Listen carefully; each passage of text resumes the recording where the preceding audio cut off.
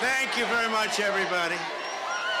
And a very, very special hello to a very, very special place, Georgia. Thank you.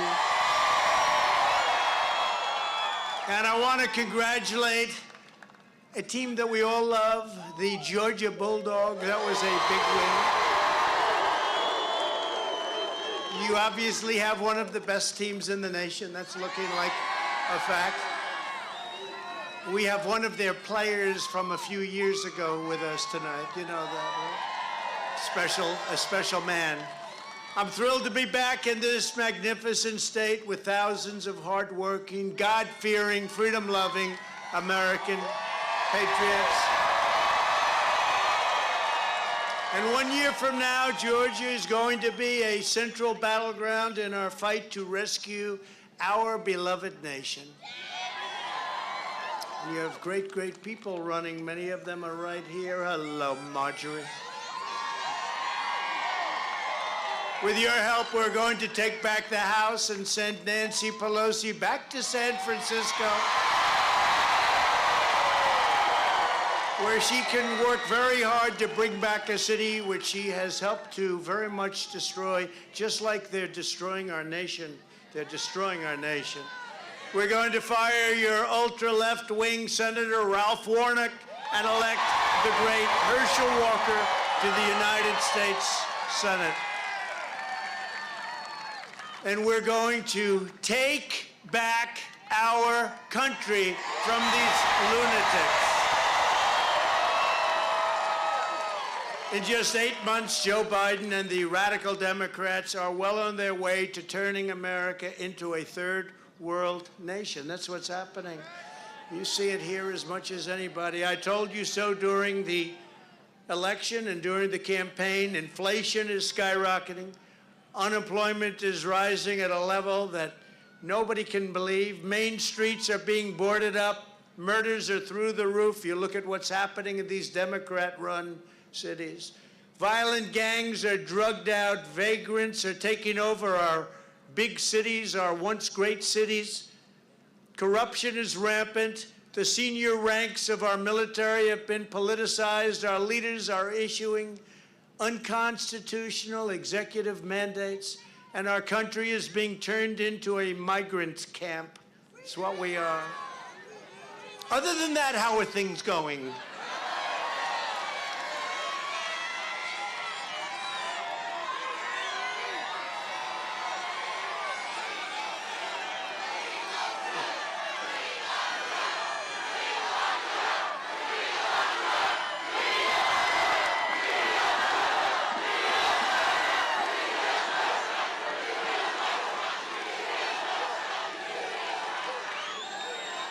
It's really not even believable what's going on, but it's going on nevertheless. Each and every one of us here tonight must do everything we can to save America. We're talking about saving, remember? We had Make America Great Again, then I said, oh boy, now we have to do it again because what they've done. So we had Make America Great Again. Again. We made it great, now we got to make it great again. That begins with an earth-shattering win in November 2022. And by the way, we never forget 2020, just in case you have any questions. We're not forgetting 2020. Most corrupt election in the history of our country. Most corrupt election in the history of most countries. To be followed by an even more glorious victory in November of 2024. We're going to have a big, big, beautiful victory. If we have a country left in 2024, that's the problem. We're going to have a country left. What they're doing at this level, you're not going to have a country left. There's no greater crisis facing our nation today than the catastrophe on our southern border. You've been watching it, and a lot of the fake news, and you got a lot of them back. Look at all of those fake news people.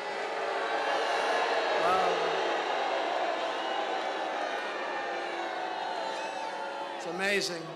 They're doing our country no favor, they're doing you no favor, and they're doing themselves no favor.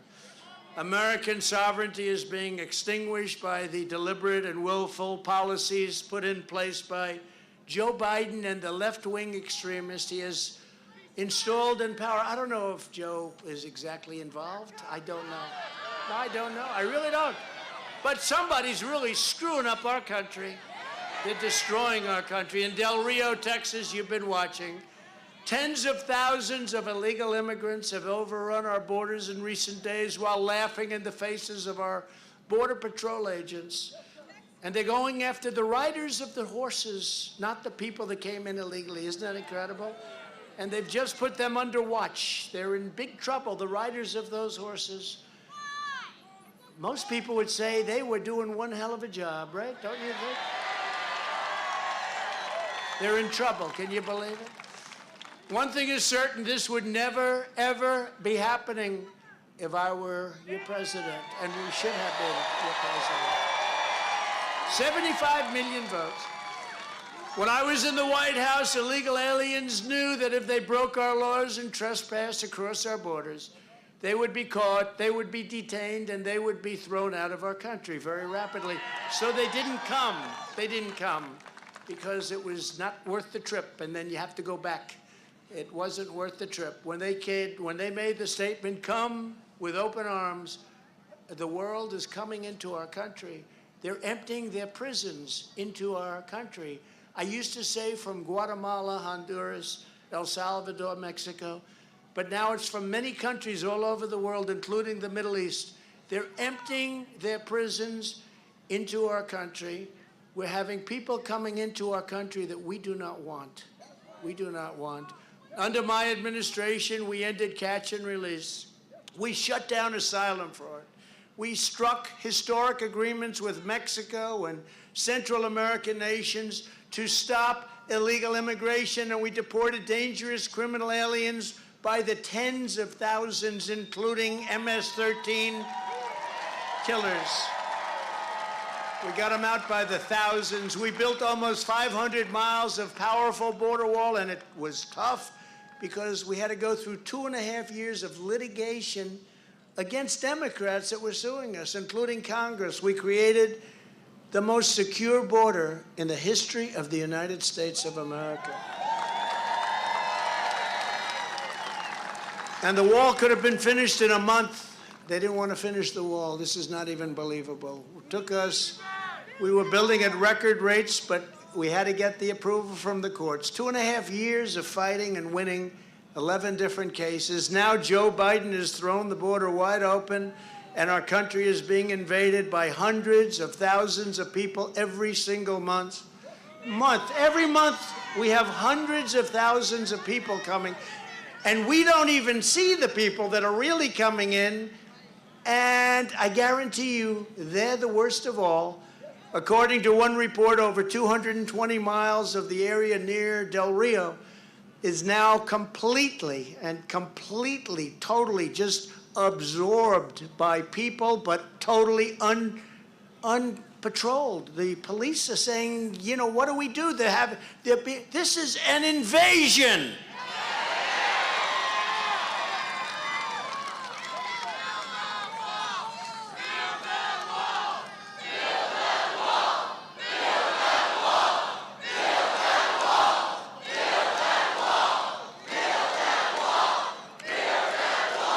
He could finish that wall in 1 month. And you know, the contractors are all suing now. They're going to make more money. They have contracts to build the wall, finish the wall. They said terminate. Let's terminate. First day, we're going to terminate. And now the contracts are going to get more money for not building than they ever got for building. You got some contractors over here. They're laughing because they know exactly what I'm saying, don't you? Biden terminated our asylum agreements, instituted nationwide catch and release, crippled ICE. These are great patriots, ICE, tough. I wouldn't want that job. That guy with the beautiful jacket on, come here, let me look at him. Look at that beautiful. Stand up in the chair, stand up in that chair. Help him. Look at this guy. Right? It's a good, he's been, how many rallies have you been to? Oh boy, he's a great guy and a great patriot. And you know, when he takes that back off, he goes into a shirt and he probably goes back to his accounting office. But we love you. You're great. And we appreciate your support. Really great. We appreciate it. Great guy. Great guy. But even sleepy-eyed Chuck Todd of NBC News was recently forced to admit that Biden's open borders and his policies are acting as a magnet, attracting illegal aliens from all over the planet. Yet despite this obvious disaster, radical Democrats in the House and Senate continue to push for mass amnesty. You know, it's really hard to believe they think this is good. When you look at what's happening, as you know, Haiti is emptying out into our country. Haiti. They have a lot of problems in Haiti, and it's very sad. But we're bringing people into our country that's just a terrible, terrible, terrible situation. We're living through the worst border crisis in the history, probably, of civilization. There's no border. Nobody has a border like this. We don't do anything. You know, other countries, even if they're not well equipped, they put up a fight. They don't let people come in.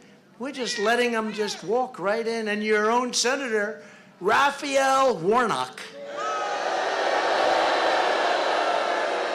has not uttered a single solitary word of criticism because he's a Marxist controlled by the radical left Democrats who don't believe in borders, and they don't believe in a nation, and they don't believe in our nation. I don't believe they believe in our nation. Next year, Warnock and every single one of these far-left lunatics must be routinely and resoundingly and decisively defeated. They have to be defeated.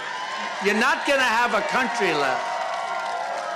If you want to have a country left, you must elect no Democrats and vote only for America First Republicans. America First.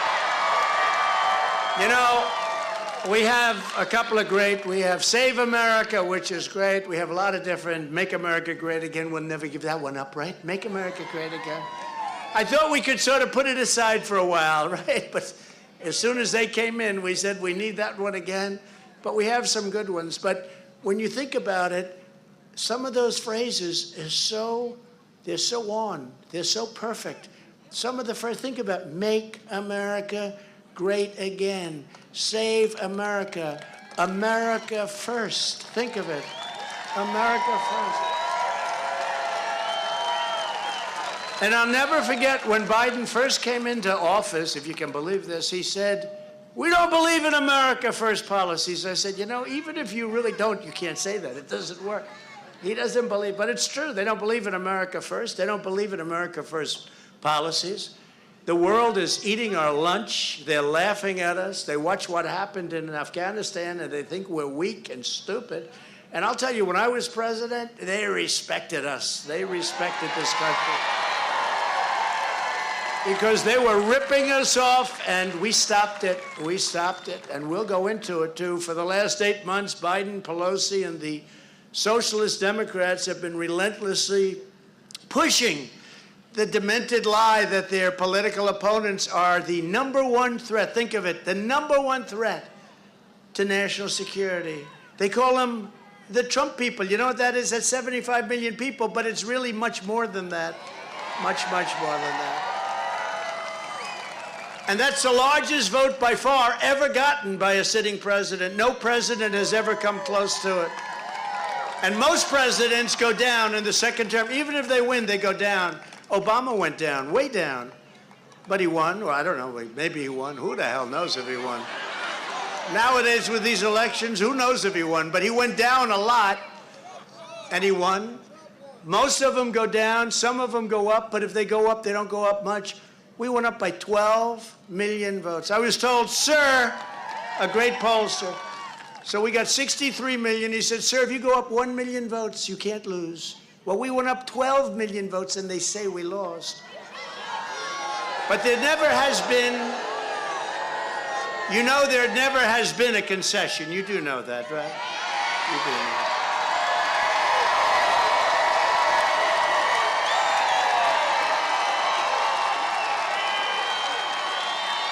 You know, when Stacey Abrams says, I'm not going to concede, it's okay. No. When Stacey Abrams says, I'm not going to concede, that's okay. No problem. Oh, she's not going to concede. She's not going to concede. Of course, having her, I think, might be better than having your existing governor, if you want to know the truth. Might very well be better. But when she says that, no problem.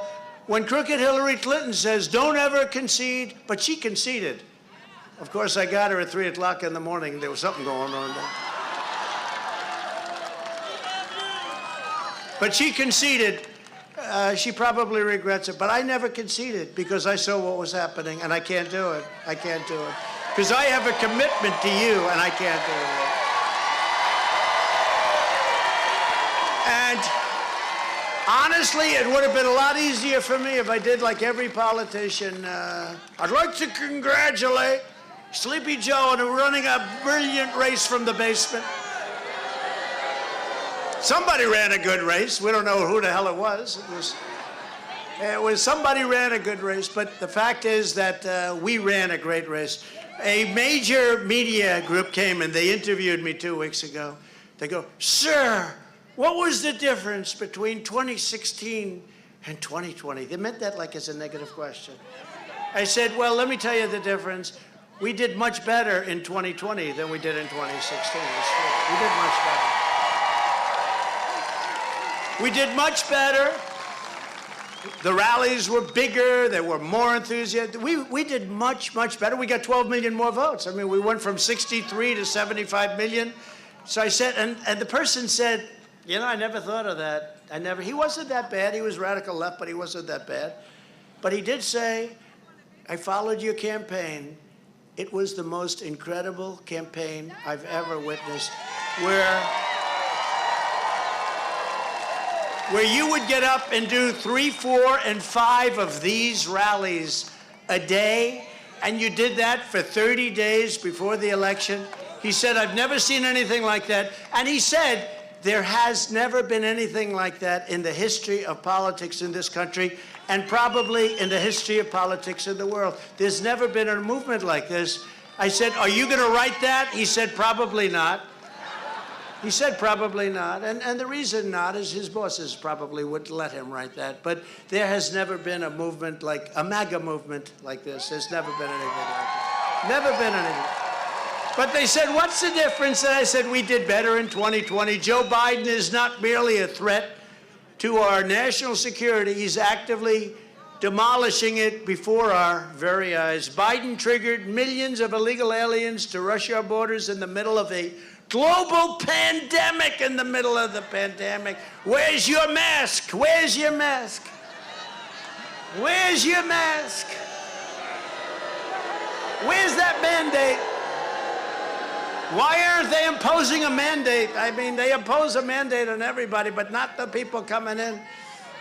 In Afghanistan, he humiliated our nation with the most appalling display of incompetence by an American president in history. 13 great young warriors were murdered and many injured, and a total of 170 people were killed, with many very, very badly wounded. In their memory tonight, we have 13 empty seats of honor right here in the front row. Our hearts go out to the families of every service member that we have lost, and I've spoken to a lot of them, and these are great, great people. Thank you.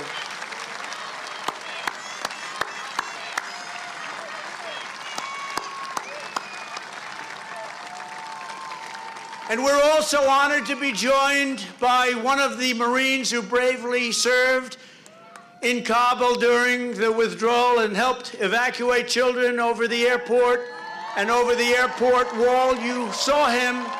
He did a great job, Lance Corporal Hunter Ian Clark. Lance Corporal, come up here. Come up.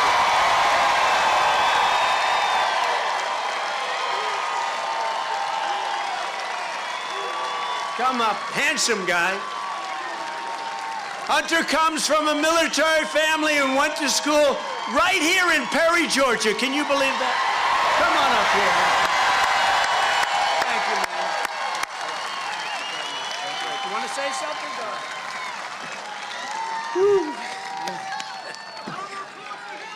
Hey, my name's Lance Corporal Hunter Clark. I'm here from Warner Robins, Georgia. I am the guy that pulled the baby over the wall, and it's definitely probably one of the greatest things I've ever done in my entire life.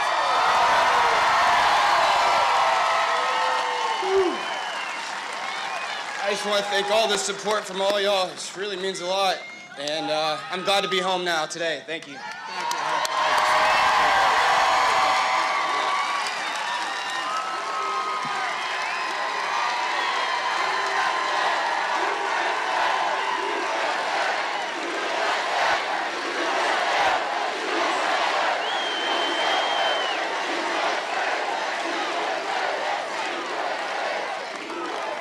Thank you, Hunter, very much. I appreciate it. Thank you very much.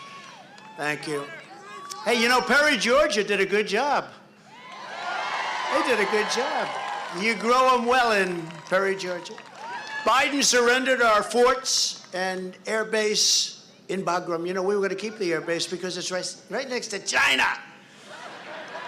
And their military institutions and their installations, and they have a lot of things surrounding it. And we had this big, beautiful air base that cost billions of dollars to build. And we were gone. We didn't even turn out the lights. And one day we were gone. And you know who's looking at it now and who's all over it? China!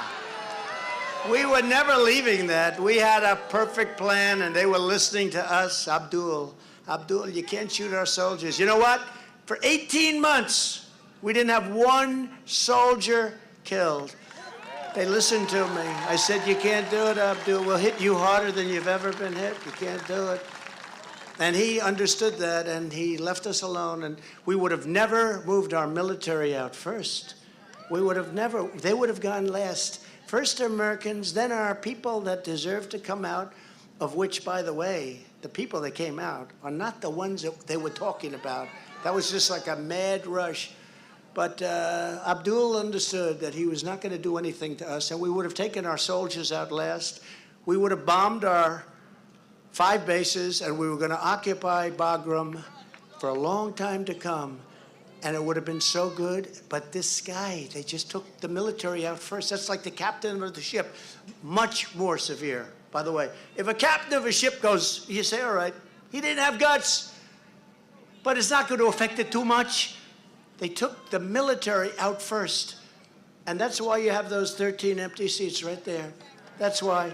Because they took the military out first, and they created a void. And the Taliban said, what's going on? I can just see Abdul. He gets a call or a message that said, the military has left. He said, you're nuts, in their language. There's no way. Sir, the military has left. They've abandoned, they've surrendered, they've quit, whatever the hell he said. And I guarantee he said there's no way that happened. Nobody could be that stupid. They're smart. You know, they're good fighters. The Taliban, the Afghans generally are very good fighters, very good, among the best, actually. And they said, no, he did. And they sent a group in, and they said, you know what? The military is not there anymore. That's why we had to bring people in that weren't even familiar with all of it. They brought those 13 great people, and many that are wounded, very seriously wounded. They brought them in, among others. They moved. This Millie is an idiot. I got to know him. He's an idiot. Okay? They moved the military out first. Let's get the military out, and then after that, we'll negotiate for hostages, okay? And let's leave them $85 billion in America's finest weapons and latest equipment. And he abandoned hundreds of American citizens in enemy-occupied territory, and the press is trying to play the whole situation down like it never took place, because they are among the most corrupt people in this country. You don't even see it anymore about Afghanistan. They don't talk about it. They don't talk about it, but I will. The Democrats are after me with prosecutors and everything else they can think of, like they want to make sure that I just be quiet. But you know what? They want to silence me just like they've silenced so many others. It's one of the reasons we don't get the support we should from a lot of very good Republicans, but they're not as brave as they have to be. And others are in agreement with us, but they're afraid. The people we're dealing with are evil and angry and destroying our country. They're destroying our country. And they want to go after me because they think, a big mouth. I don't have a big mouth. You know what I have? I have a mouth that tells the truth. I have a mouth that wants to save our country.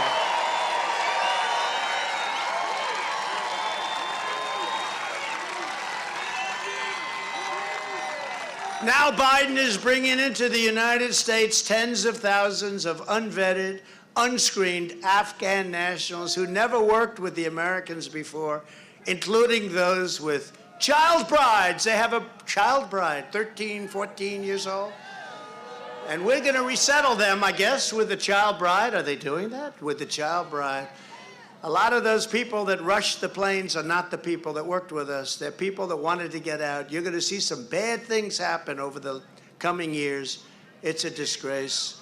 In just the last few days, one Afghan national arriving in our country has been charged with sexually assaulting a child, another with strangling and beating his wife, and in New Mexico, a great, great place, by the way, a group of male Afghan evacuees reportedly ganged up on a female American service member and brutally assaulted her.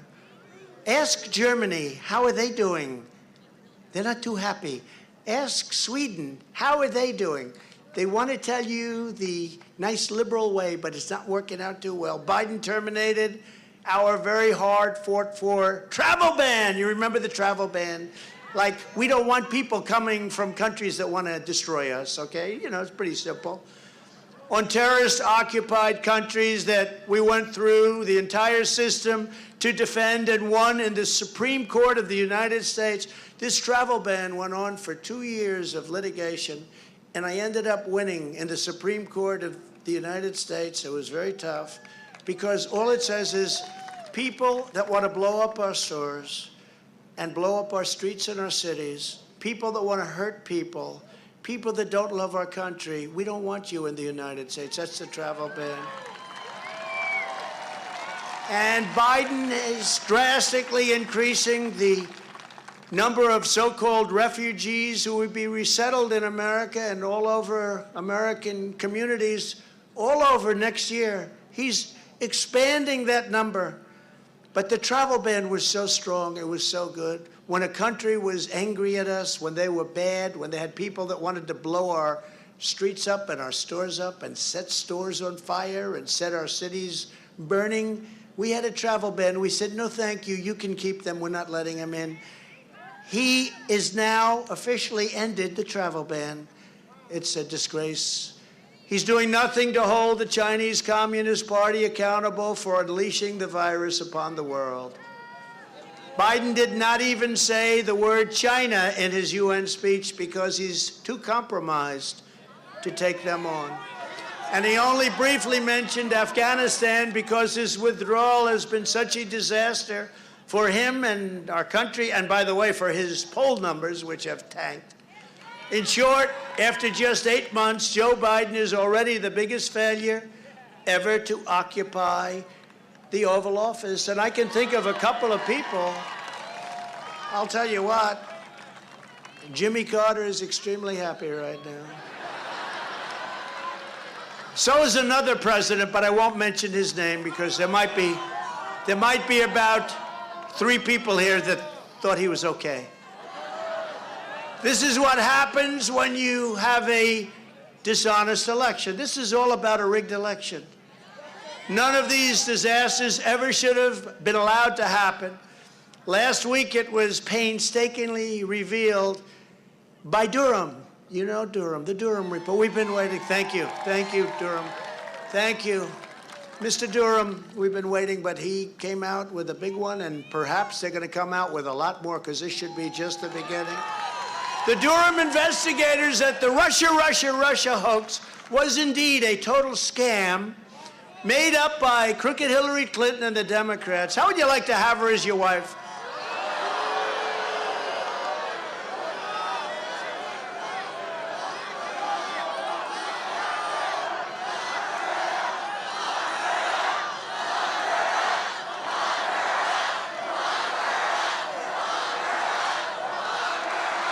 No, but think of this. I mean, Bill Clinton, he's living in fear.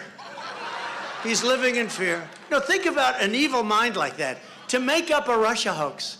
You know, I'll tell you a quick little story. Should I, or should I just go through it?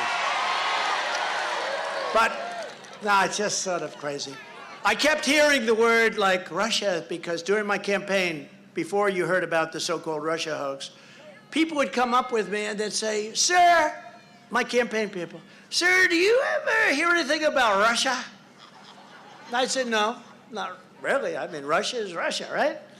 They're ripping us off just like every other country in the world. Now, by the way, they're really ripping us because of what they've done with energy. They're making a fortune because of it. I ended the pipeline and he approved it, but he knocked out the Keystone, didn't he, huh? But they say, sir, an innocent, young, great people, they love our country. Sir, another one coming up a couple of months later. Sir, did you ever hear anything? Do you know anything about Russia? No. Then a third one comes up a month later. Sir, do you have anything to do with Russia? No. After about 4 or 5 times, you know the way it is, I said, what the hell is going on with Russia? And that's what's going on with Russia. They made up a hoax, and we had to live with it for 3 years. What kind of a sick, perverted mind does that?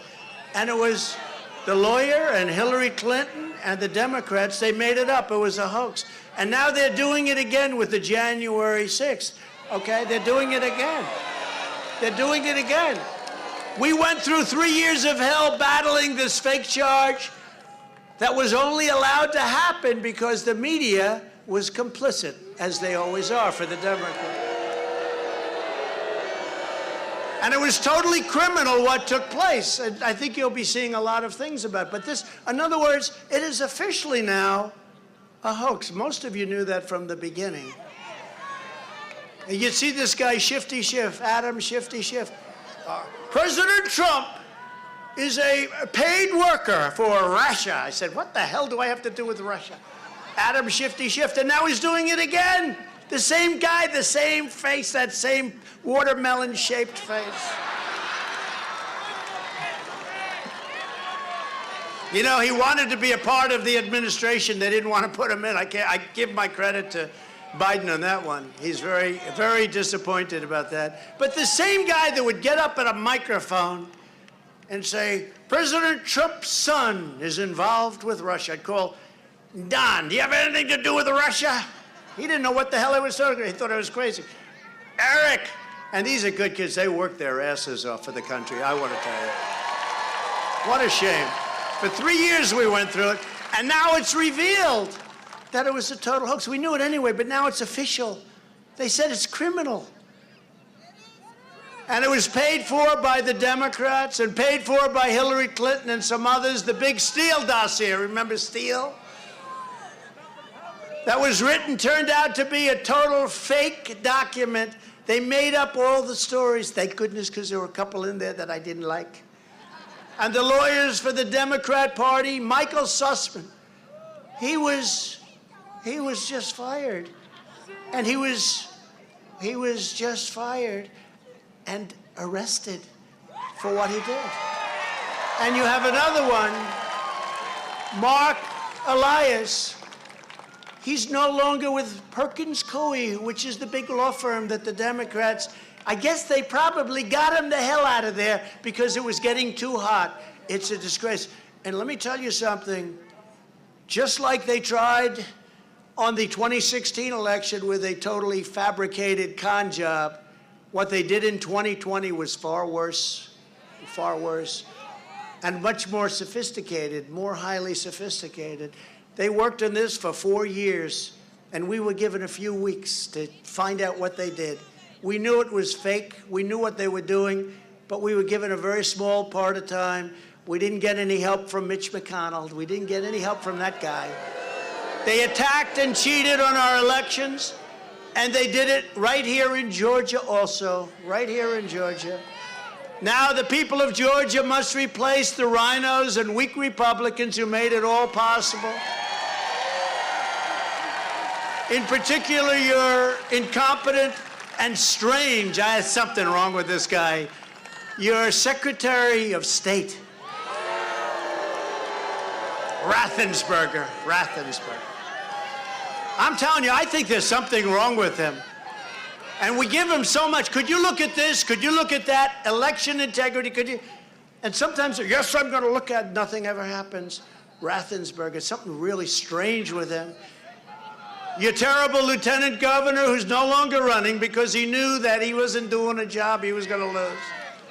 And your rhino governor, Brian Kemp, who's been a complete disaster on election integrity. A complete and total, and I'm not looking to say that. I'm not looking to say that. He's been a complete and total disaster on election integrity. If you go in with a complaint about election integrity, you get investigated instead of investigating a crooked election. It's the craziest. And you know, and some of you know this story, I was called by a very good friend of mine who happens to be here tonight. Sir, could you please endorse? I think we're 148-2 with endorsements. They like my endorsement. It's never happened before. Sir, could you please endorse Brian Kemp? I said, who the hell is Brian Kemp? This is at the beginning. There were 4 or 5, I think it's 5, but there were 5 guys, 5 people running, 5 men were running. And he was in last place, doing poorly. And I made the mistake. I listened to this gentleman, who's a great guy, actually. And I said, how well do you know him? Well, did he ever say anything bad about me? You know, when they say bad things about me, I have a tendency not to endorse them. Okay. Sometimes I do, because it's better than a Democrat, right? But I said, did he ever say anything bad? We checked, and it was nothing bad. You know, he hadn't been too deep into politics, I guess. Otherwise, he probably would have. But he didn't say anything bad. I said, you know what? I'll endorse him. I endorsed Brian Kemp. The primary was like immediately following the endorsement, immediately.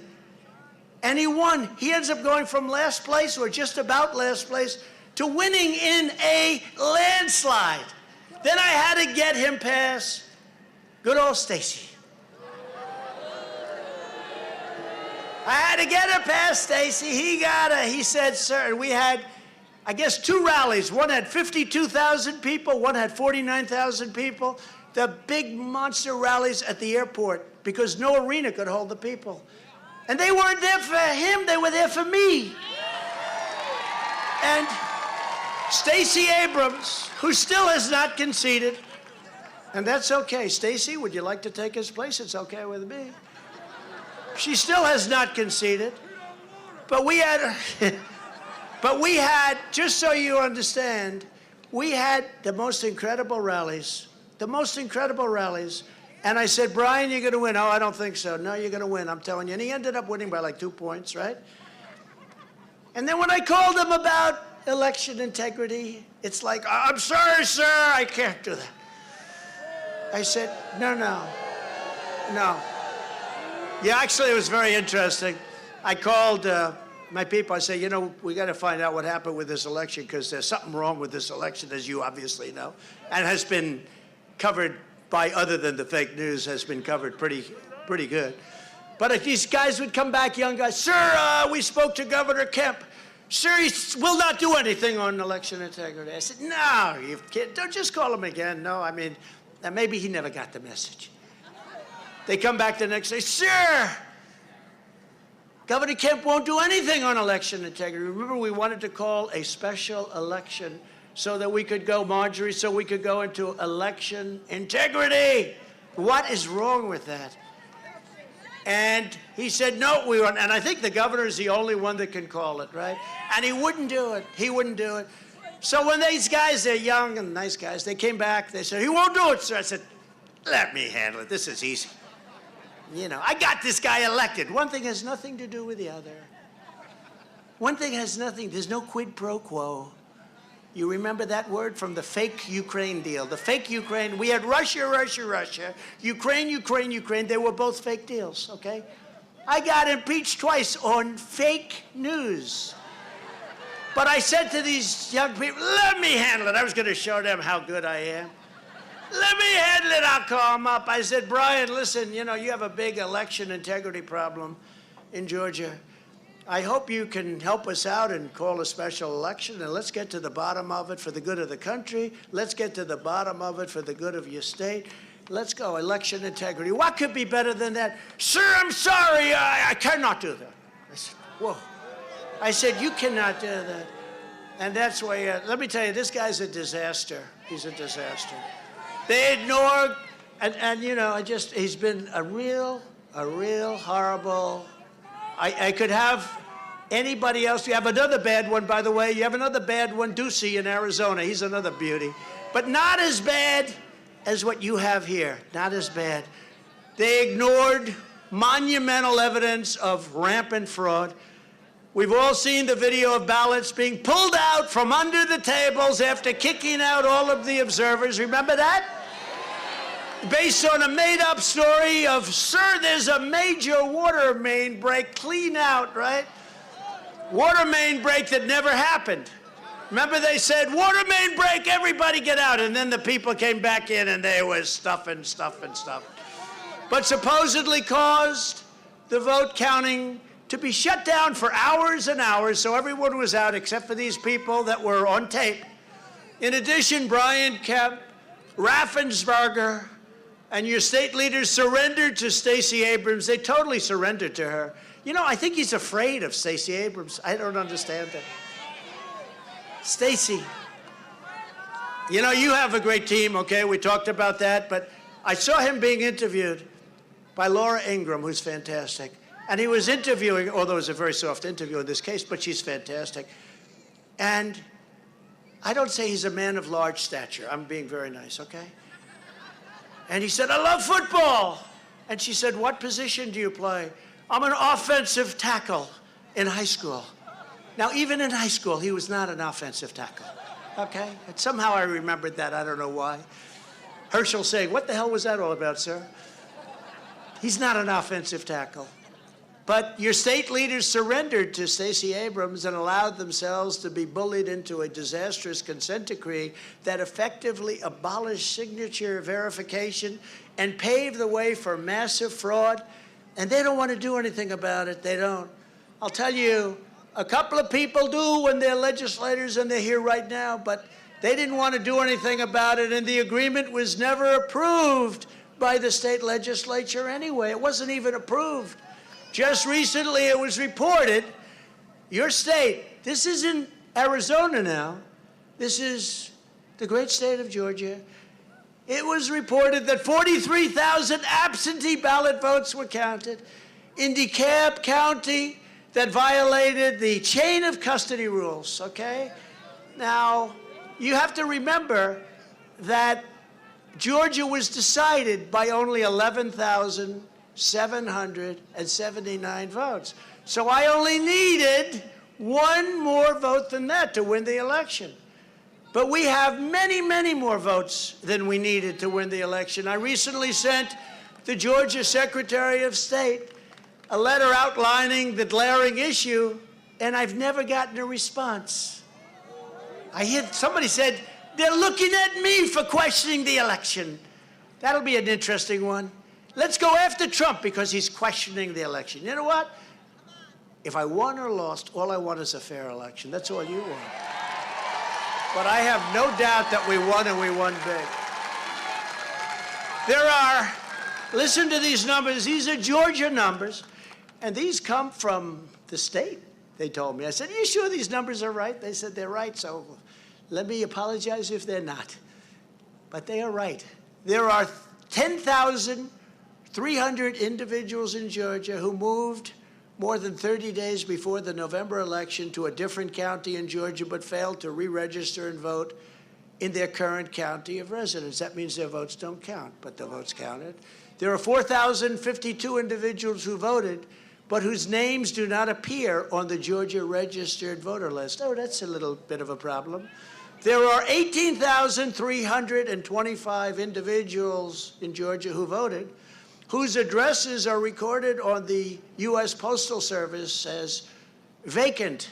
They're vacant. It's vacant.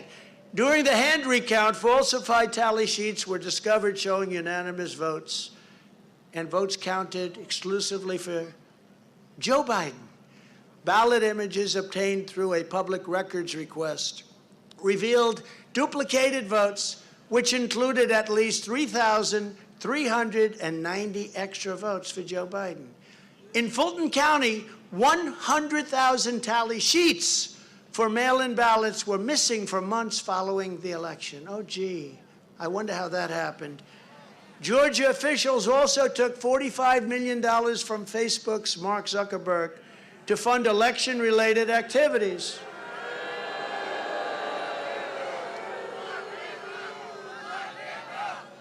Well, they should be looking at that. What is that all about? Over 90% of this funding, they say, was for the November election, was given to Democrat areas of the state and used to boost Democrat voter turnout. What's that all about? You know, they have a limit of like $5,200. He's given millions and millions of dollars to different states, not only Georgia. Among other things, that's for the famous drop boxes that you hear about, where a vast percentage of the votes in the unlocked and unguarded boxes were for Biden.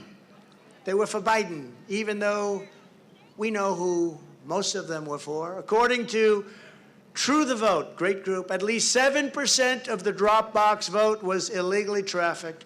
That's 92,000 votes in the Atlanta metropolitan area alone. That's 92,000. Remember, we're talking about a little more than 11,000, 92,000. That's one of many categories. In addition, a new investigation by True the Vote, very respected group, alleges a gigantic illegal ballot harvesting operation involving large numbers of people throughout the state. With all of these discrepancies and criminal acts, Governor Kemp and Raffensperger and your Attorney General, who unfortunately has not decided to get involved, other than looking at people that are questioning the votes, aren't interested in the people that committed the voter fraud. They're only interested in me and others because I bring voter fraud to the forefront in order to save our nation from corrupt elections and to make sure that this never, ever happens again. Never happens again.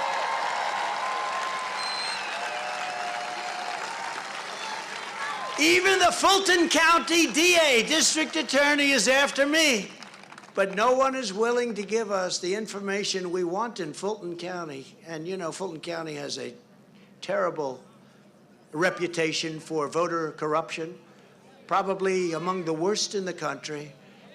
They say I'm being aggressive, but you have to be aggressive to weed out this horrible election corruption. You have to be aggressive. In truth, they're not after me. They're after you. I just happen to be in the way. That's what's really happening.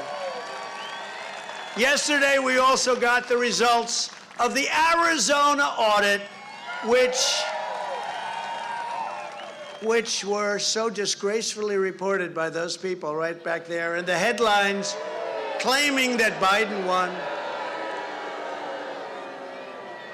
That Biden won are fake news and a very big lie. You know, they like to, do you ever notice when they write about that, they would say, while the election results are a big lie, every reporter, it's just total misinformation. While they're totally unfounded, everything's unfounded, big lie, not correct. While Trump has no reason to say this, I mean, we got piles and piles of information, affidavits by the thousands and thousands. It's a disgrace. We won on the Arizona forensic audit yesterday at a level that you wouldn't believe. And what I'm going to do is I'm going to read off for you their results right from their page. These are very talented people, yet it's so difficult because the Washington Post, the New York Times, and virtually every mainstream media source, CNN, forget it, they're so dishonest. By the way, their ratings are down 81%. Would you see this? And likewise, CNBC, and likewise those crooked newscasts. And by the way, Greg Gutfeld is #1 in the evening now, and he's on cable. And he's great.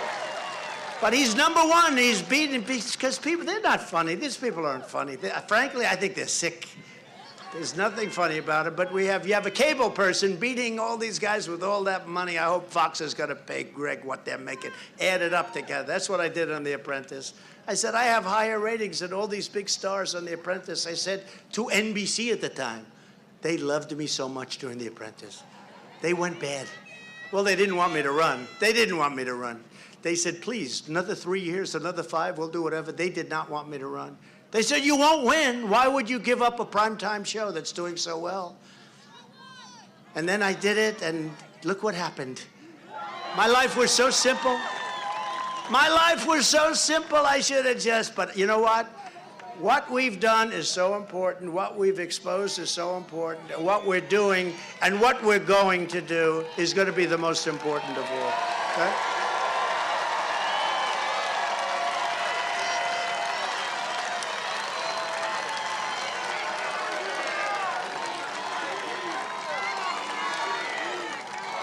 But they had headlines that Biden wins in Arizona when they know it's not true.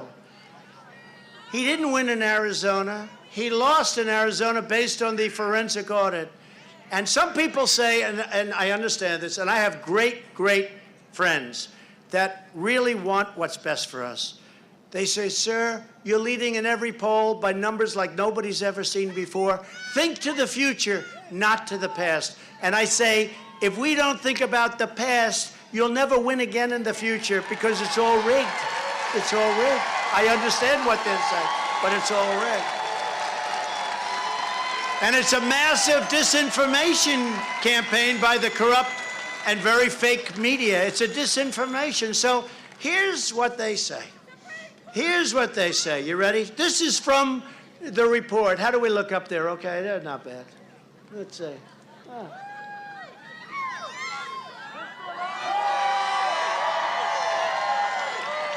That's a nice screen. Who the hell else gives you a screen like that? Who else?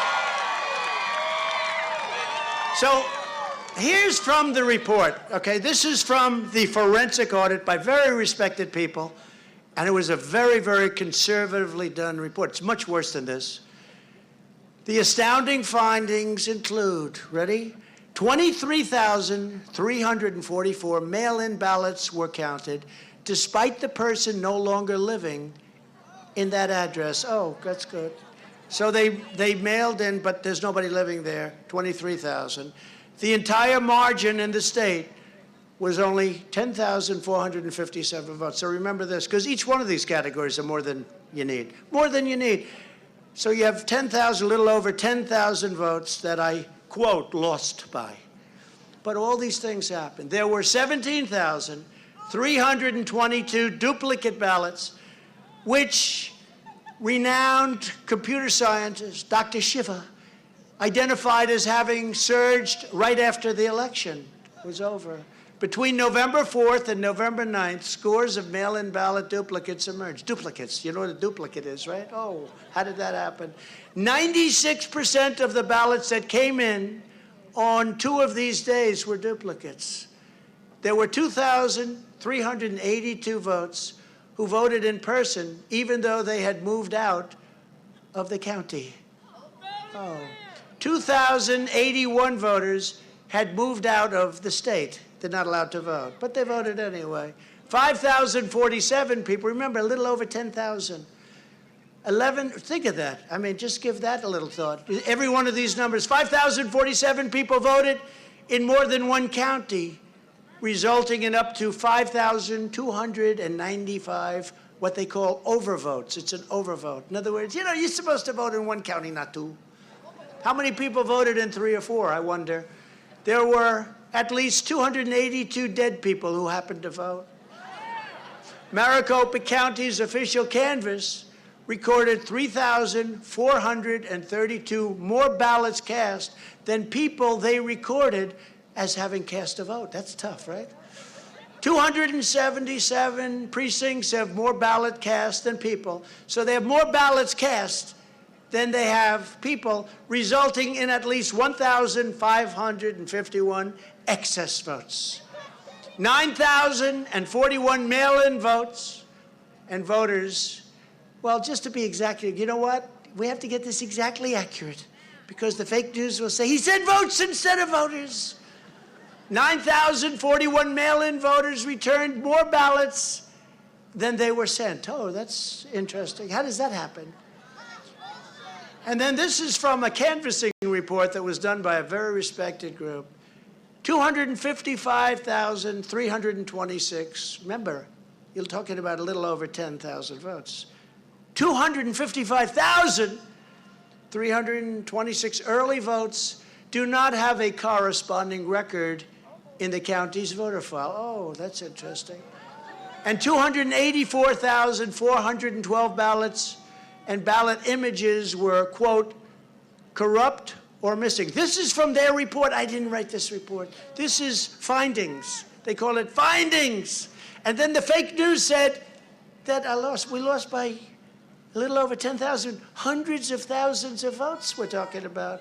All of this was found without being given access to the routers, which county officials ruthlessly withheld. They didn't want to give those routers under any circumstances. They had to be fought all the way. The county, the people that run the county, they fought us not me. They fought the Senate. They fought the Senate of Arizona. And the Governor Ducey was horrible. He was missing in action. He was actually against it. Nonetheless, the auditors discovered that millions of election-related files were deleted during and after the election in violation of federal law, including a purge of the election management system, that's a quote, election management system, software the day before the audit began. So the audit's going to now begin. They went to court, the same guy that I guess got fired, something happened to him, Elias. He went to court. They sent in 107 lawyers to fight us on this, to fight the people, to fight the Senate. 107. Oh, she said 170. That could be right. All these lawyers, they just emerged one day in Arizona, all the court cases, and the Senate hung in and they won. In addition, in another effort led by Patriot Liz Harris, the Maricopa County canvassing results for Arizona were just published. Where is Liz Harris here? No way. Why do you like Liz Harris so? What the hell do you know about Liz? Huh? She's a patriot. Biden supposedly won the state of Arizona by 10,457 votes. Yet, the report shows 173,104 lost votes and 96,389 ghost votes. You know what a ghost vote is, right? Where is it? Where is it? Harris stated that a conservative estimate of votes impacted was 299,493. It is estimated that 173,104 voters had their votes stolen. Look at those lights going out over there. Oh, my God. The lights, I'm telling you, the television lights are going out. This is the most interesting part of the speech. The rest of my speech you've sort of heard before, right? Regarding ghost votes, Maricopa County recorded an estimated 96,000 mail-in votes that could not have been physically cast by the voter, that the vote was registered to, could not have been done by the voter that it was registered to. 96,000, that's 9 times more than I need right there. That's just one little category. And the media aren't reporting this stuff. They're saying that the election results are fine. It's just not acceptable. Just like they don't want to talk about Afghanistan or Hunter Biden's corruption. That's the other thing that came out today. You see that? They delayed the Hunter Biden corruption because they didn't want it to hurt Joe Biden's chances of election. And look what happened with Joe Biden as your president. Our country has gone to hell.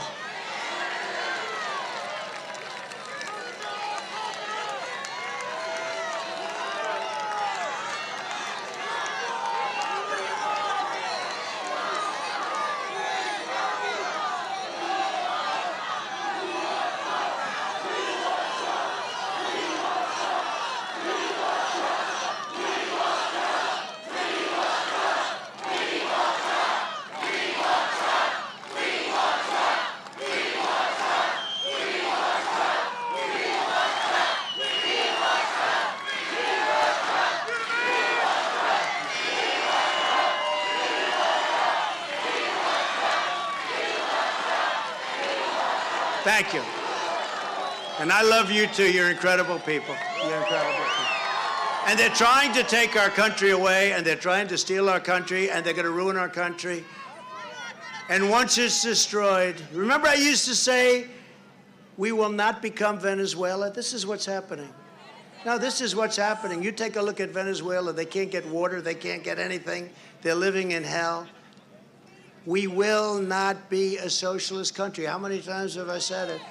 This will not be Venezuela. This is going to be Venezuela very soon if they keep going the way they're going. And this is all done in a period of less than 9 months. Think of it.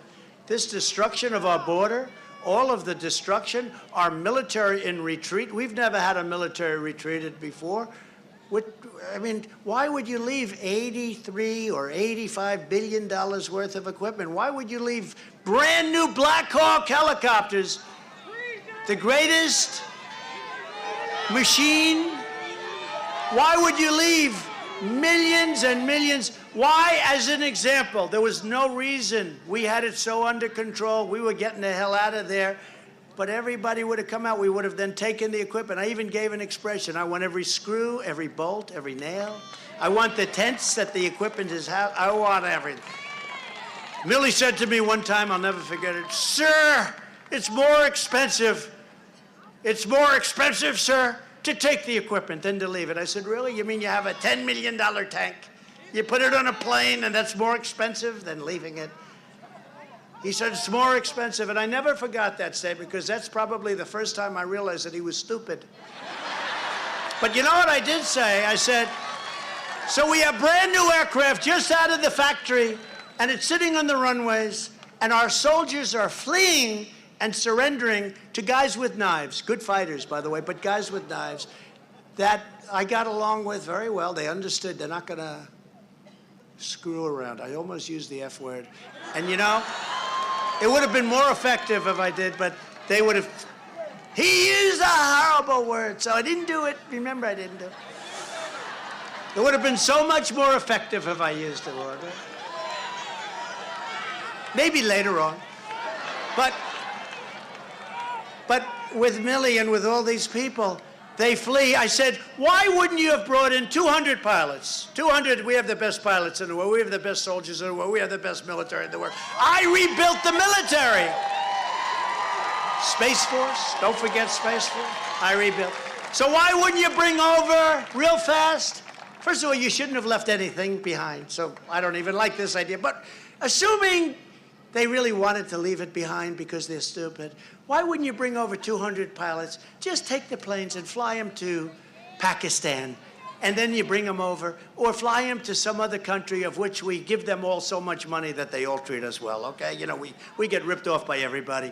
But why wouldn't you fly the planes out? Instead, they leave the planes. And then they said, because they were so embarrassed, because they probably didn't even know what they were doing. They had no idea what they were doing. They said, no, well, we disabled it. You know what they did? They let the air out of a couple of tires of one plane. They didn't disable anything. These guys have the best equipment anywhere in the world. They're probably the best armed soldiers and equipped soldiers in the world. They have goggles, the likes of which nobody, the goggles, the night goggles, they call them. I can see at night better than I can at 12 o'clock in the afternoon with the sun. That's how good they are. Better than our soldiers have, the latest models. And they have thousands and thousands. They have hundreds of thousands of rifles and weapons and machine guns. Hundreds of, we left it there. There was no reason to leave it there. We could have taken a year, 2 years, 4 years, or 2 months to get the hell out. There was no reason. We had them so at bay. They weren't going to play games because they knew that if they did, they were going to get hit harder than any nation has ever been hit at their home, because it's all about their home, because they were never hit at their home. But we know where their homes are, and we were going to hit them very hard, and they understood that. That's why, I told you before, 18 months we didn't have one soldier killed, and even Biden said that. It was a mistake. He said, well, I will say that no soldiers have been killed in 18 months, and his people are screaming at him, don't say that, you stupid son of a bitch.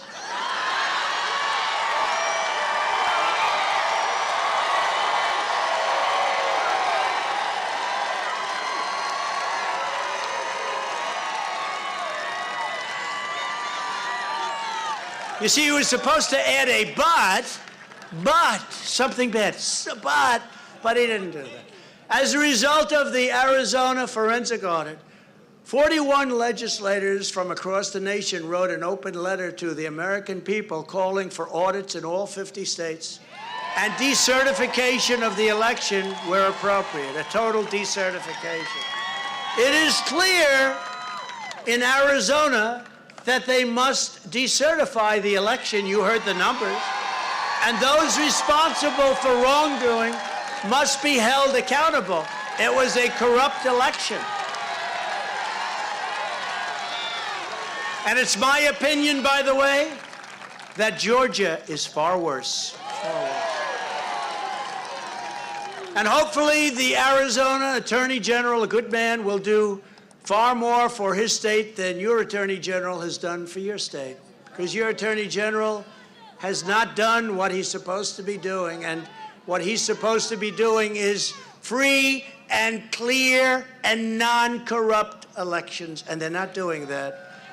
We must elect strong, brave America First leaders who will be true champions for the people and for free, fair, and honest elections. And we must demand election integrity at all costs. If we don't have borders, if we don't have elections, if we don't have our military back and strong, I rebuilt the military, and now look what happens. They're giving it away to the enemy. To think 28 Apache helicopters, you don't know. I hate to use the term, but it's considered, I didn't want to use it before. I said machine, but it's considered the most incredible killing machine. That's a horrible term, right? But it's the most incredible killing machine. When a tank sees an Apache helicopter over the horizon lifting up, you know what happens to that tank operator? He gets the hell out of there because he doesn't have a chance. They hit him with a missile right down the middle of the gun. They hit him with a missile right down that barrel. They go boom. That goes right in from 5, 6, 7 miles away. The tank shoots at him, and it's going like this, and they're waving, hello, goodbye, bye, bing, bing, bing, bing. They take out a lot of them at a time. They got brand new ones. They got to learn to fly them, but they will. They will. The Chinese will teach them. The Russians will teach them. We have a few of those leaders here tonight, some really great leaders, including your next Secretary of State, a friend of mine. Somebody has done a phenomenal job. Jody Hice. Jody, come here. And Jody is running against one of the worst Secretary of States in America, Rhino Brad Raffensperger, who is trying to turn the tables on me because I'm fighting for election integrity. Come on up here, Jody. Come on. This guy's a great congressman. He didn't need this. And I'll say this for him. I didn't call him. He's a congressman. I would have said, well, what the hell are you leaving? He's in a district where they love him, where he wins easily. Nobody challenges him. And he said, I have to do this for the good of my state. I have to do this. I have to do this for the good of my country. He told me that because, to be honest, I was surprised. Here's a congressman who's loved in his district, who's got no problems, no election problems. He could be there forever. And he said, I want to do this because what's happened to the state of Georgia is a disgrace. Say a couple of words, Jody, please. Thank you, man. Nobody understands the disaster of the lack of election integrity like the people of Georgia. And now is our hour to take it back. We've got incredible leadership from President Trump, and we need this kind of leadership again. Mr. President, thank you for your endorsement for me in running for Secretary of State. The greatest president in our lifetime, a greatest fighter of our lifetime. God bless you, sir. Thank you. Thank you, Jody. The great man, great gentleman. No, Jody, you had it made. You just could have stayed where you were. I don't know, Jody. That's what we love about you, huh? He loves the state.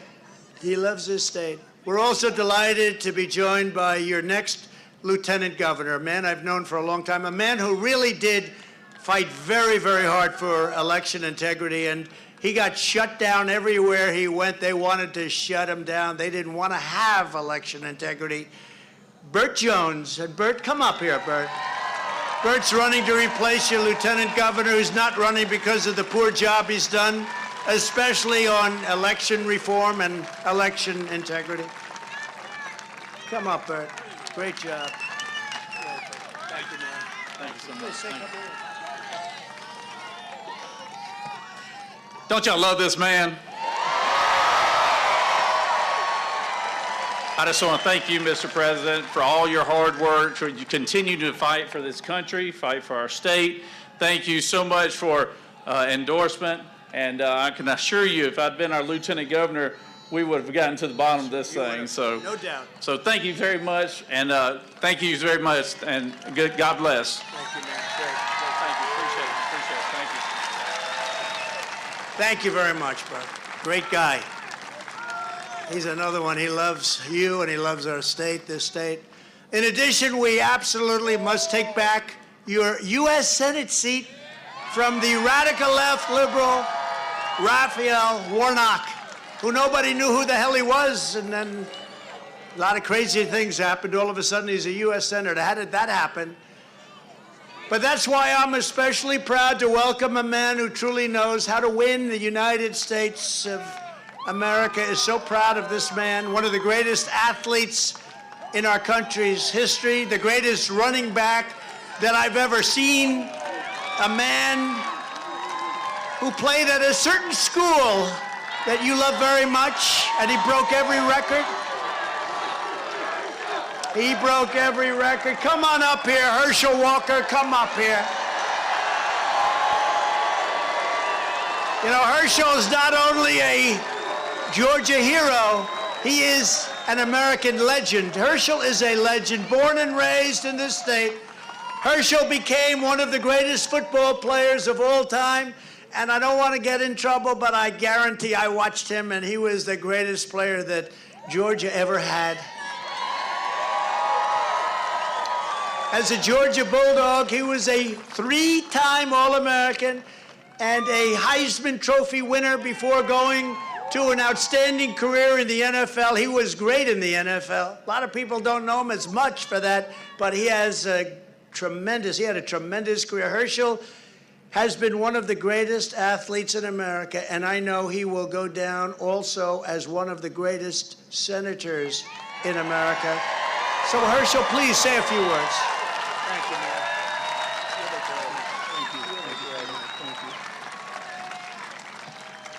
Well, I tell you what, can you not tell this man loved the United States of America?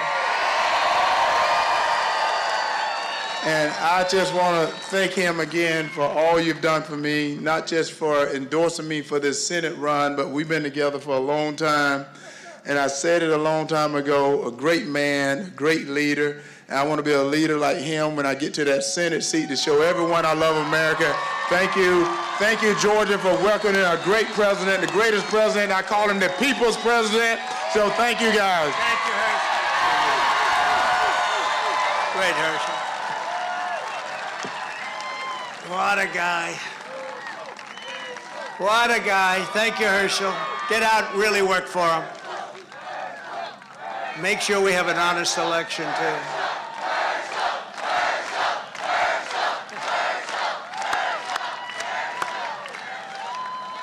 Thank you, Herschel. Finally, I want to thank some of the other terrific Republican leaders, and we have some great ones in your state, that are with us tonight. A friend of mine and a great senator, a man who, I don't know, are you going to run for governor, David Perdue? Are you going to run for governor?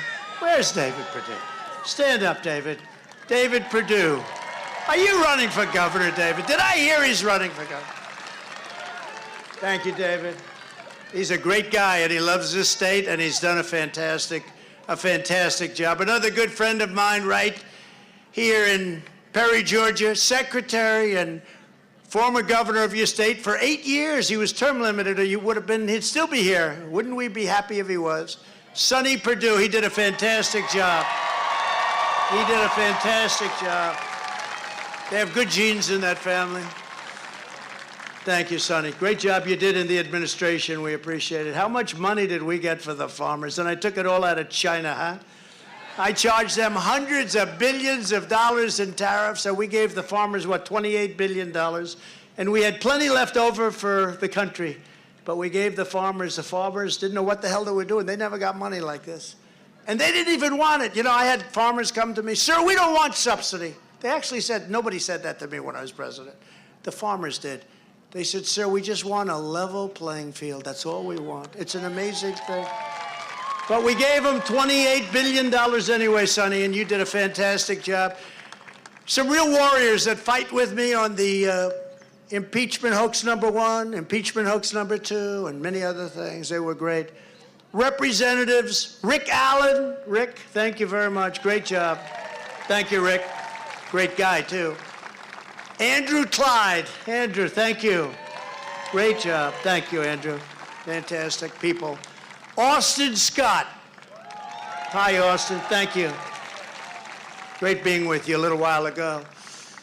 And a person who's very low-key, a person who I got to know really well, a person that the press does not treat fairly.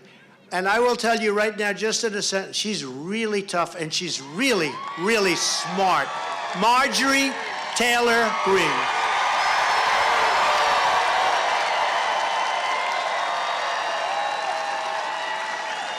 Very smart.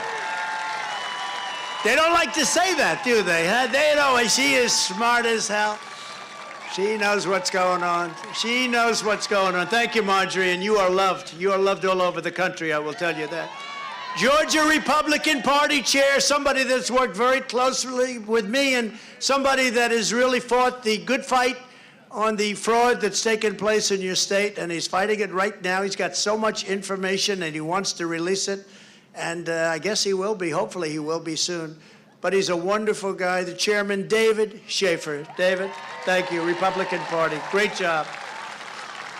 A man who is running for governor, who is a friend of mine. I said, you know, you ought to be a Republican. He said, well, I don't know, but I sort of like a lot of Republicans, and he has the view of a lot of Republicans, and he really is. He's a good man. He's a great guy. He's smart. He's tough. Vernon Jones. Vernon, thank you. Thank you. Thank you, Vernon. I just heard this guy's here. You know, he was a tough cookie. He was a great police commissioner of New York. I'm looking for you, Vernon. Why are you that side, Vernon? Good job, Vernon. Thank you very much. Thank you. See, he's a rebel. He's a rebel. That's what people like about him. Good. Thank you, Vernon. Appreciate it. A man who did a tremendous job in New York. He was a big fan of Rudy Giuliani, who's a great guy, by the way. He was the greatest mayor in the history of the city of New York. That I can tell you. And did a great job. They come at him with barrels. They just want to blow people away. It's a disgrace. But this is a man who's tough as hell, tough as nails, and did an incredible job in New York. He's respected and loved by anybody and everybody. Bernie Carrick is around here someplace. Where's Bernie? Bernie, where's Bernie Carrick? He's around here. Thank you, Bernie. Great job you've done. And candidates for Congress, we have some really good ones. And tonight we have Rich McCormick and Jake Evans. Thank you. Thank you very much. And you're shaking it up. I hear you're going to do very well. And also a friend of mine for a long time. She's been with me when it wasn't really fashionable, Alveda King. I want to thank you. Thank you, Alveda. She was with me when it wasn't so good a thing. She was tough. She's tough and she's wonderful. She's a wonderful woman. Thank you, Alveda. I appreciate very much you being here. And this is an incredible, look at this crowd. Look at this crowd of patriots and the love.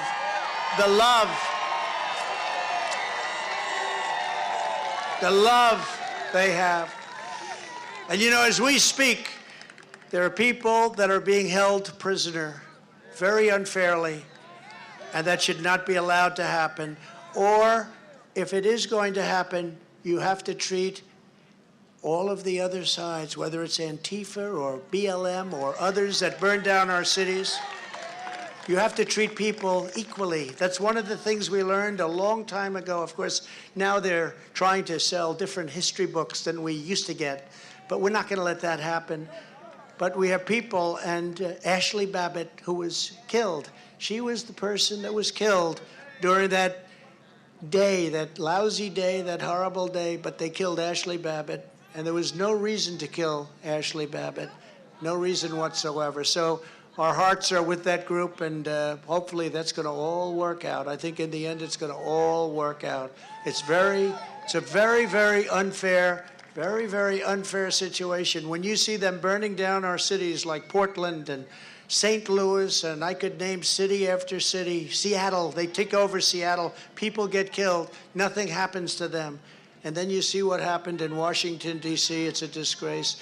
Under our administration, we accomplished 4 more years of everything. We took care of people at a level that nobody has ever thought possible. No president, and I say this and I don't get criticized, no president, or certainly very few, have accomplished what we accomplished in 4 years. We passed massive tax cuts and record-setting regulation cuts. We ended NAFTA and the NAFTA disaster, the worst trade deal ever made, and replaced it with USMCA, that's Mexico and Canada, who were both doing big numbers on our country, but not anymore. We withdrew from the job-killing Trans-Pacific Partnership, stood up to China like nobody has ever stood up, taking in billions and billions of dollars from China when we never took in 10 cents from China. That's what we were just saying with Sonny. We gave them a lot of money, $28 billion out of that money, and we had a lot left over. But Joe Biden is obliterating, he's just obliterating much of the hard-won success that we had. We had hard-won success. And that success is going to have to come back, or our country doesn't stand a chance. We're not respected anymore as a country. We're being laughed at all over the world. Afghanistan was the single most embarrassing event, in my opinion, that's ever happened to our country. And we're being laughed at all over the world. Last month, the economy added up to 1/3 the jobs that we expected. So we expected to have much better employment numbers, and it didn't work out too good. The unemployment rate for black Americans increased to a very, very high 8.8%. You know, with me, they were way down and going a lot lower. Gas prices in Georgia are now almost 100% higher than they were just last year. And you know, when gas prices go up like that, that's like a massive tax increase. That's bigger than a tax increase. Inflation is rampant, and shortages are becoming widespread for all products. Anybody having trouble getting products? Everybody probably. Meanwhile, Biden and congressional Democrats are pushing the largest tax increase in the history of our country. We can't let that happen. The largest tax, it's going to kill everything that we built. And what's happening with our country, our foundation was so strong that they're able to get away with it for a little while, but eventually those foundations will start to crumble. Their socialist legislation would cost a mind-boggling $3.5 trillion, over $10,000 from every living American. If you want high taxes, fewer jobs, vote for the radical left Democrats.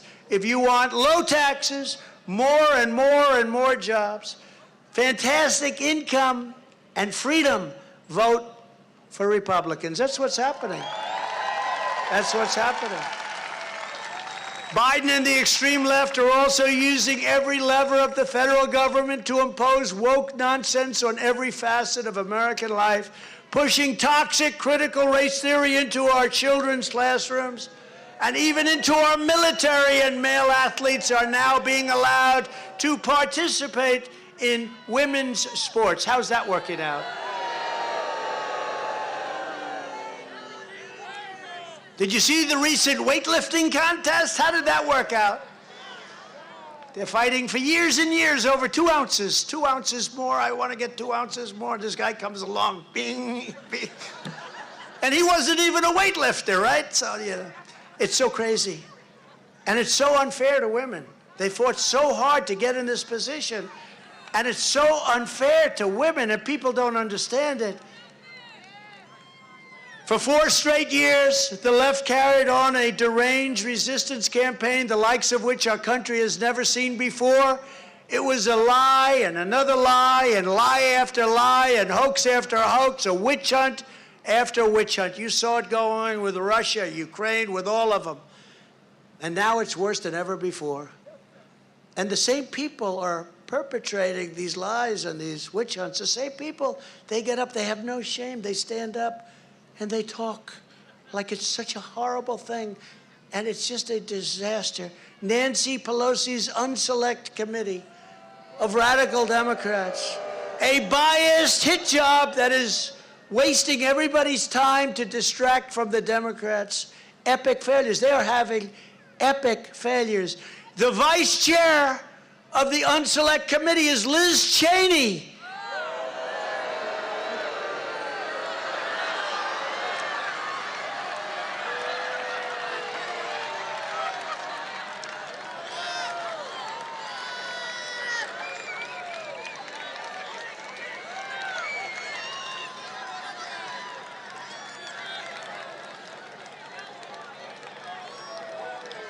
Is everybody having, look, our country's embarrassed.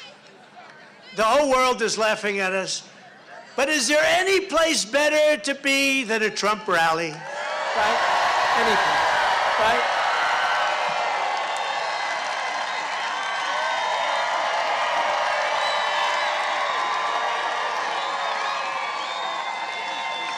In conclusion, everyone here tonight knows that the extreme left will stop at nothing to destroy the America we love and the American dream. But with all of you in Georgia and conservative patriots all across the nation, we will end their reign of radicalism in Washington, D.C. forever. With a Republican Congress, we will fight for more jobs for Georgia families, fair trade for Georgia workers, and more Georgia factories forging more products stamped with that beautiful phrase, made in the USA. You don't hear that too much.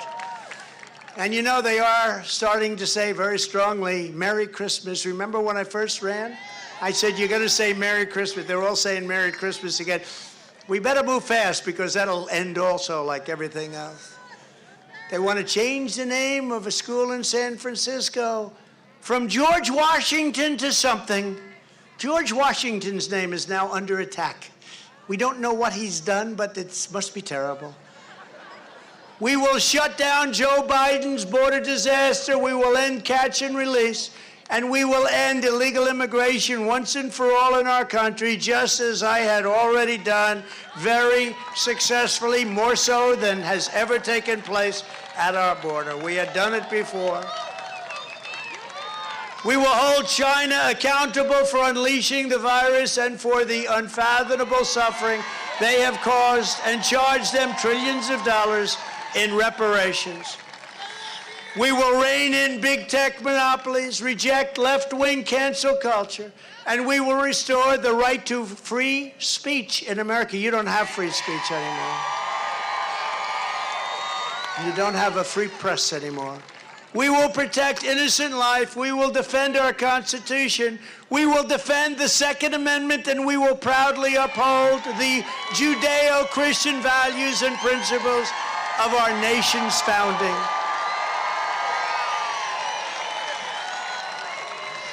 We will care for our veterans, continue to strengthen our military, and give our police officers, Border Patrol, and ICE, these are great, great patriots, and law enforcement generally, our 100% support. They will not be defunded. We will ban critical race theory in our classrooms. We will ban it in our military. We will ban it from the workplaces, and we will ban it from our federal, state, and local governments. We will restore patriotic education for our schools, and we will teach our children to love their country, honor our history, and to always respect our great American flag.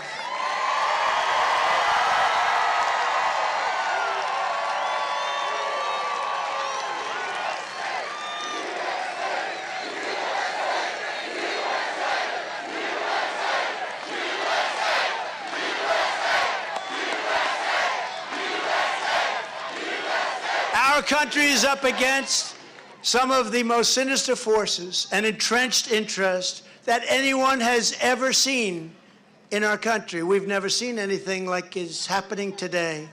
But no matter how big or powerful they may appear, you must never forget, this nation does not belong to them.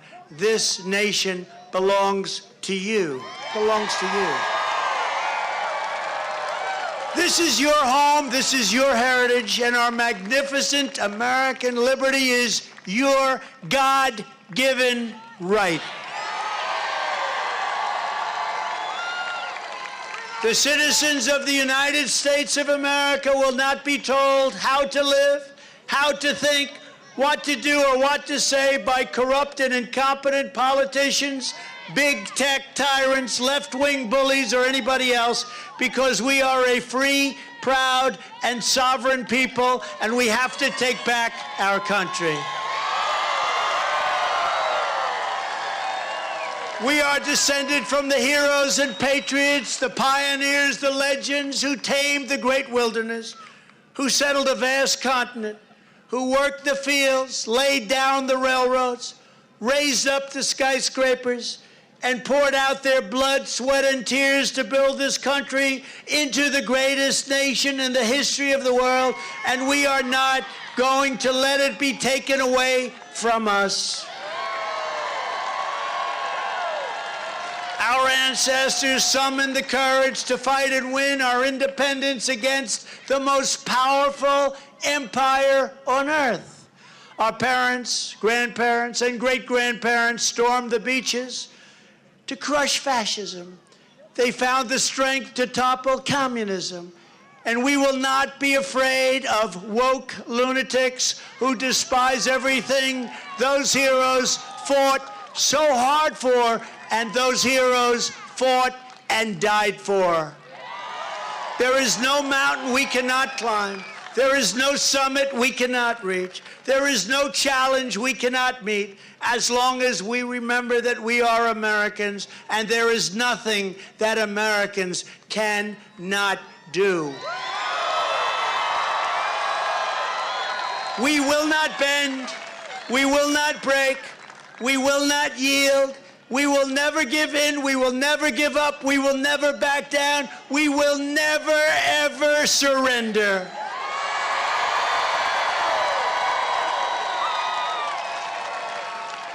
My fellow Americans, our movement has just begun. In fact, our fight has only just begun.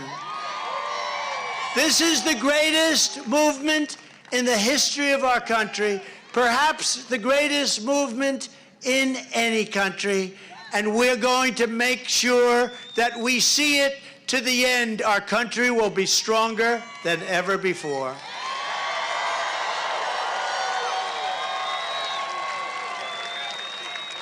Because the fact is, we are one movement, one people, one family, and one glorious nation under God. So with love of our nation swelling in our hearts and the spirit of America stirring in our souls, I say these words to you tonight. We will make America powerful again. We will make America wealthy again. We will make America strong again. We will make America proud again. We will make America safe again. And we will make America great again. God bless you, Georgia. God bless you. Thank you. Thank you.